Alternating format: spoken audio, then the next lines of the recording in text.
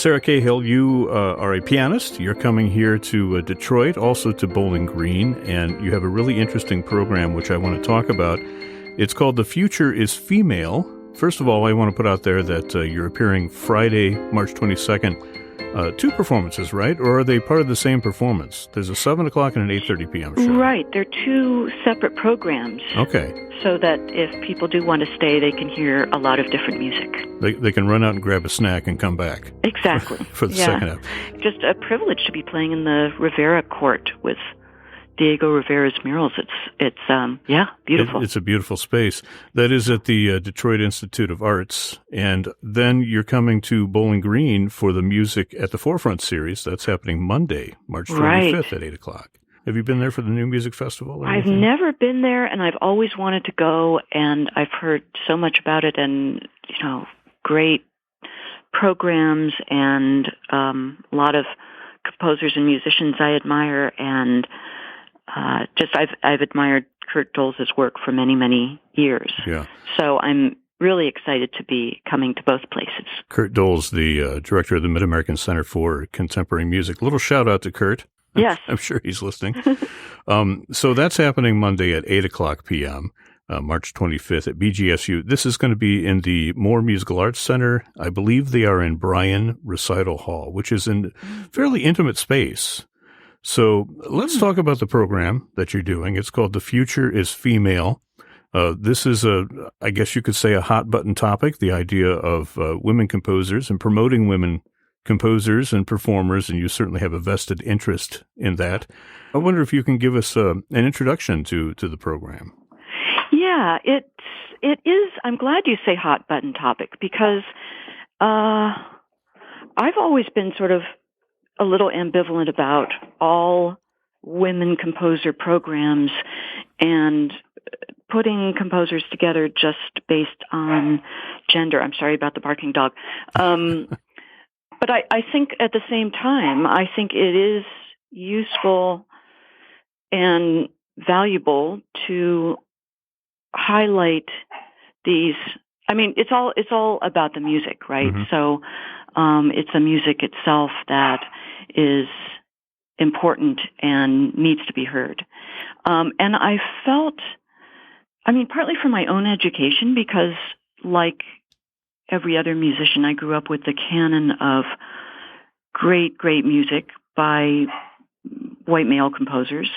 We hear about Clara Schumann and Fanny Mendelssohn, but when I was growing up, I never heard their music. Mm-hmm. And I was actually very inspired by the early music movement and hearing great Baroque composers like Isabel Leonarda and Cozzolani, and composers that, really, really great performances of this music that deserved so much to be heard and was so exciting to be heard after so long.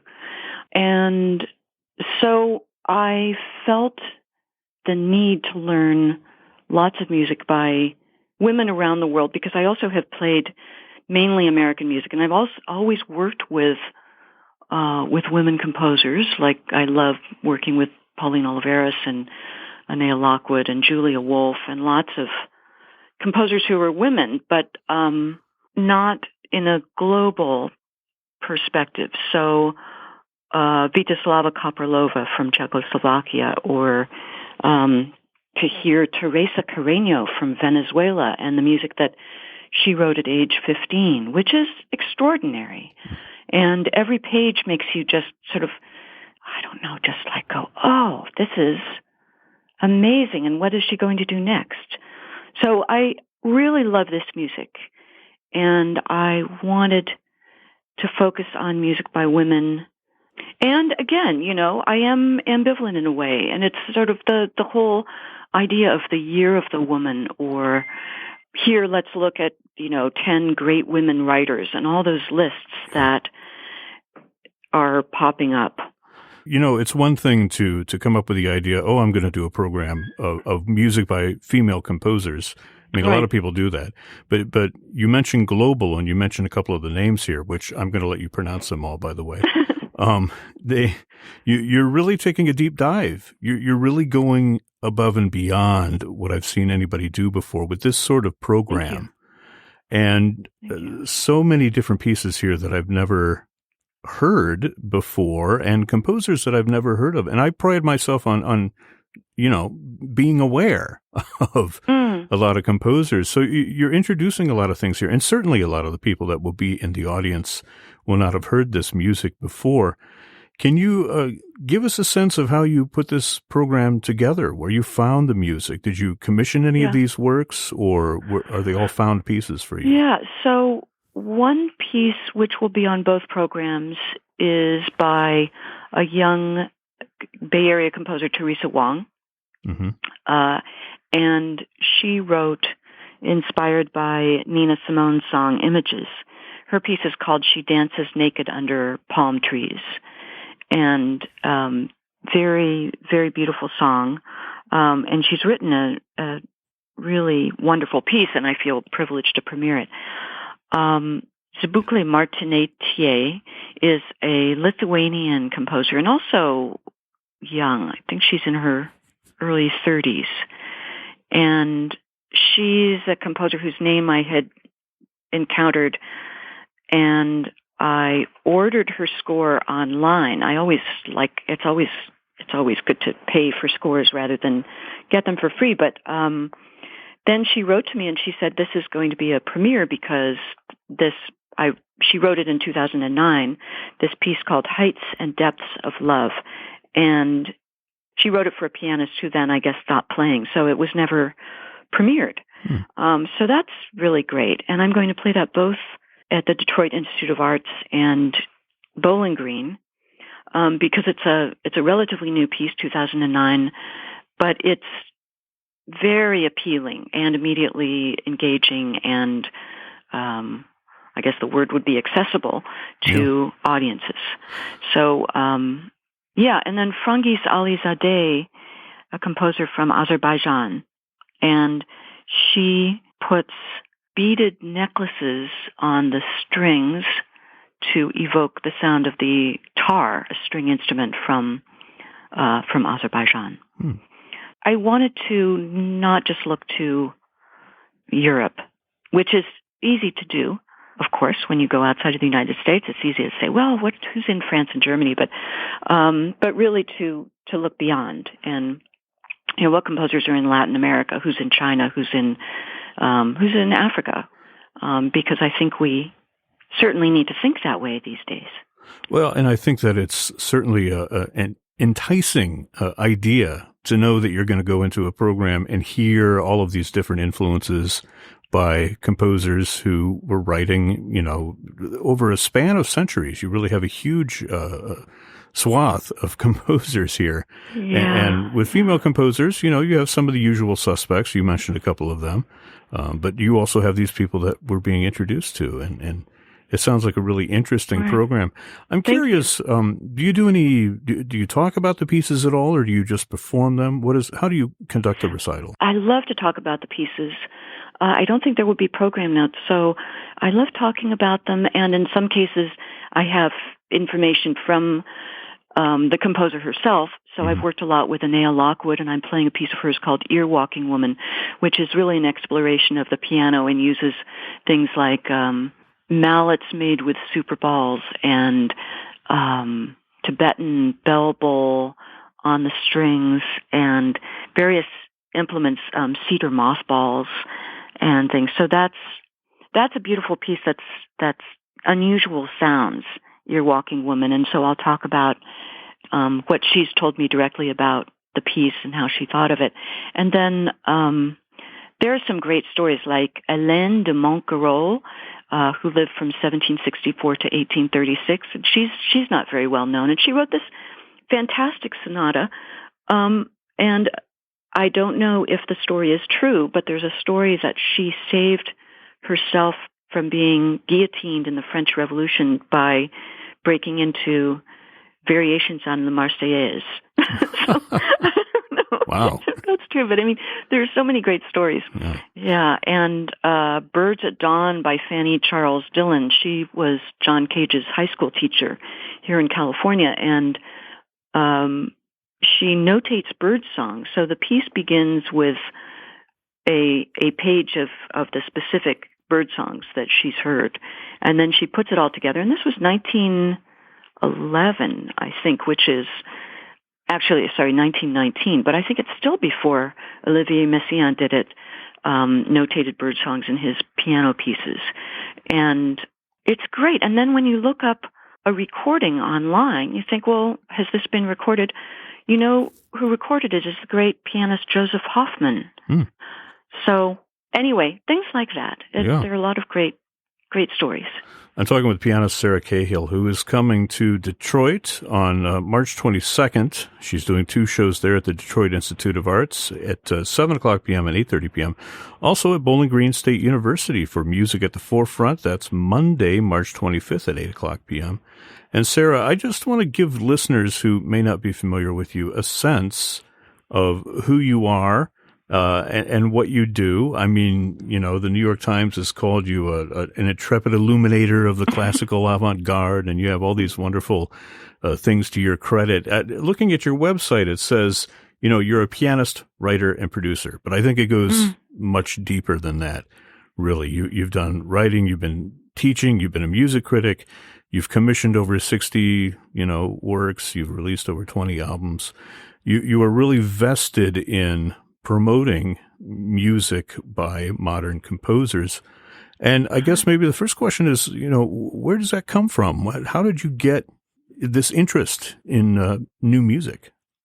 Well, I was trained as a classical pianist, and I didn't really play much new music. And then the first piece that was given to me as a present was China Gates by John Adams, and I was 17. And I think that sort of turned things around. And when you say it was given to you, it was actually dedicated to you, right? Yes, it was dedicated to me, yes. But I mean the score, yeah. And I think having that experience at 17 of getting a brand new piece, the ink's still wet, and trying to figure it out and saying, okay, what is this? How do I explore it? What do I do with it? Because it was a piece of minimalism, and that was still fairly new at the time. And so that process becomes sort of addictive of, we know what to do with a Beethoven sonata. There's a whole legacy and, in a way, a whole baggage, because when you play that Beethoven sonata, you're dealing with everybody who plays that Beethoven sonata. So I love delving into new work. And I think also through writing music reviews for a long time, for 20 years, for alternative weeklies and various places, and also writing liner notes for composers and program notes for composers. That was a great experience in asking questions about what is this piece about? How do I explain it for readers? How do I communicate? And it was all about communication and taking that, the cipher on the page and making it real and available to the audience. You talk about the legacy of Beethoven sonatas, for instance, and then you mentioned that piece by John Adams, China Gates, which is really a well-known piece. I mean, a lot of pianists have played that. And I guess the connection I want to make there is that you are sort of the part of the legacy of that piece in itself. Well, thank you. It's been a great experience. It makes me think, how does one piece of music change over time? Because I remember when that piece was new, and no one would really have anything to do with it.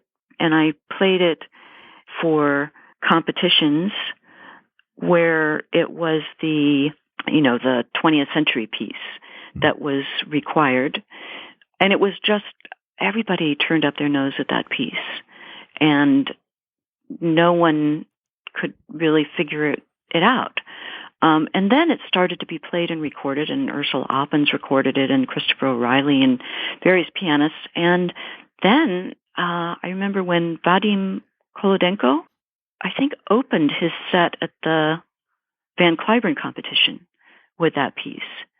And now it's just played a lot, as you say. So it's so interesting to see how a piece of music evolves over time. And you think about, even that Beethoven sonata had that same process. Like Opus 111, can you imagine how his audiences thought about that piece? Yeah. It's a journey that's been repeated many times, I imagine. And it makes me curious nowadays, and you certainly have experience, as a critic or somebody who writes about music and somebody who presents it on the radio. How do we make the connection to listeners and potential listeners that they should be open to hearing new works, or they should, perhaps expand their horizons, for lack of to get a little cliche there. But I mean, how do we introduce new audiences to this How do music? you do it on your show? I just do it. And what feedback do you get? It runs the gamut. I mean, because people use music differently at different times of day, and they have different expectations for different things. And I will hear, in the same piece of music that it's given at the same time of day, I will hear one listener who will say, that completely spoiled my lunch. And another listener will say, "What was that? It was so interesting." So, you basically have to take a risk, I think, in presenting.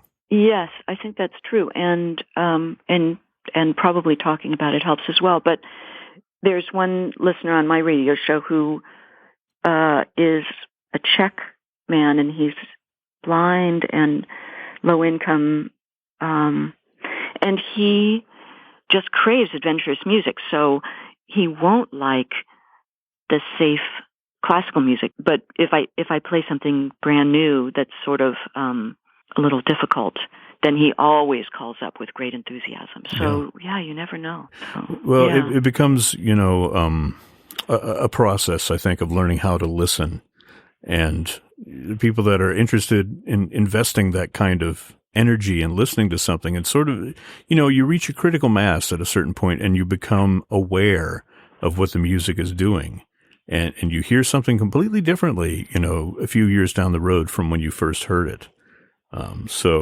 Exactly. We just have to convince people to take that first step.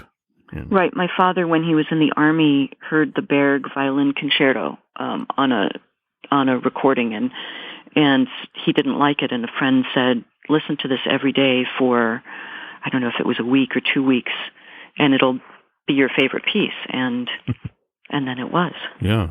Your dad had a radio show, did he not? Did I read that? Yes, he did. KPFA in 1941, Rare French Records. Yeah. And in those days, we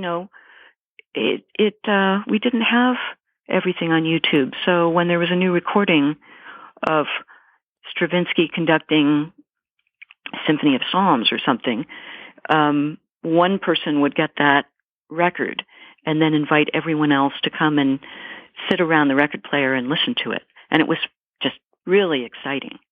I want to mention your website is at sarahcahill.com. That's Sarah with an H and then CAHILL.com. They can find information about these performances at Detroit Institute of Arts, happening Friday evening at 7 o'clock and 8:30 p.m.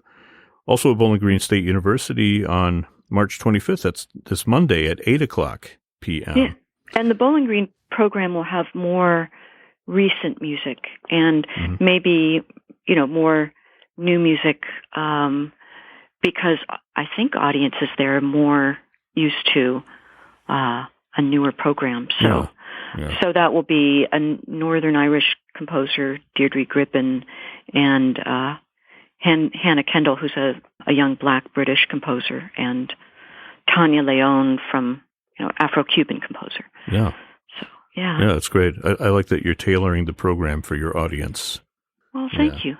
Let me ask you, you've worked with so many different composers, and you teach as well, and I assume that you've worked with a lot of young pianists.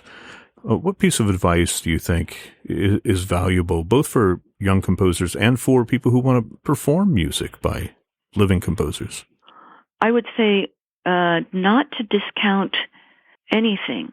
And there's always a composer out there or a piece of music that is right for you. So to say, I mean, so many people say, oh, I don't like 20th century music, or I don't like, they think of it as I don't know, they hear Stockhausen Klavierstück or something, and then say, well, I don't like 20th century music. But many of the students I've had at the San Francisco Conservatory, if they hear they're looking for something virtuosic. They're looking for something to sink their teeth into. They're looking for a showpiece or a competition piece.